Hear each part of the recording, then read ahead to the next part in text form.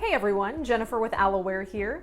If you've ever wondered how fast your team is actually engaging new leads, this update is for you. We've added 6 new HubSpot properties to measure speed to lead across calls and SMS, so you can track and improve response times with real data. With this feature, you'll know the exact timestamps of your team's first inbound and outbound call, first inbound and outbound SMS, and first engagement overall. These properties sync automatically from Aloware to HubSpot, giving you the data you need to enforce SLAs and optimize workflows. Why is this important?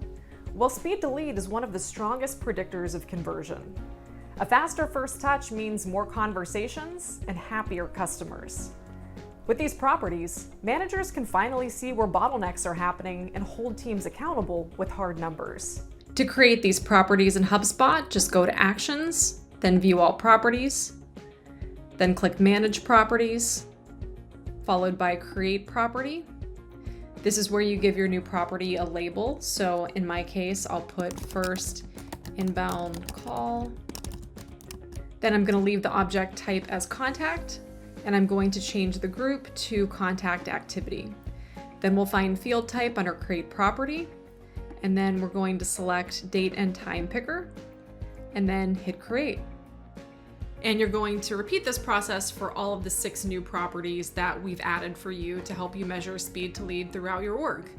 And to map those new properties from Aloware to HubSpot, all you have to do is log into Aloware and find your Integrations tab, then find HubSpot under Integrations and click Settings, then click Contact Property Mapping.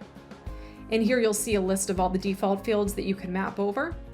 And if you scroll down, we've mapped some of ours already, but you'll see the 6 new default fields that we added to help your org measure and optimize speed to lead.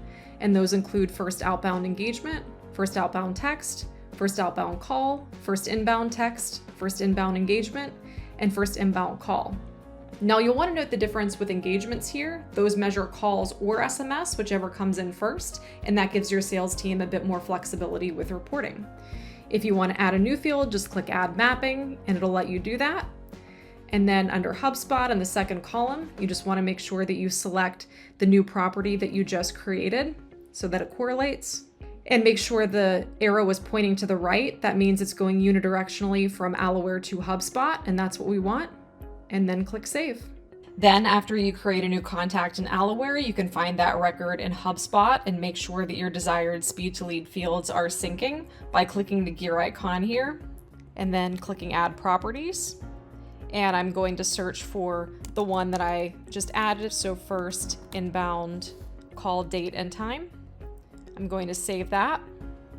And then moving forward, that information will be stored in that contact record, as you can see right here. So that's really going to give you a better sense on if your reps are following up as fast as they should be with that particular lead or contact.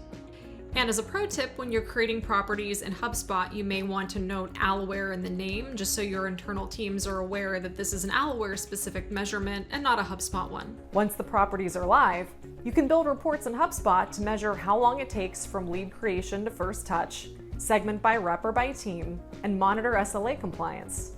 Add them to your dashboards for a real-time view of your team's response speed. This update puts hard data behind one of the most critical sales metrics, speed to lead.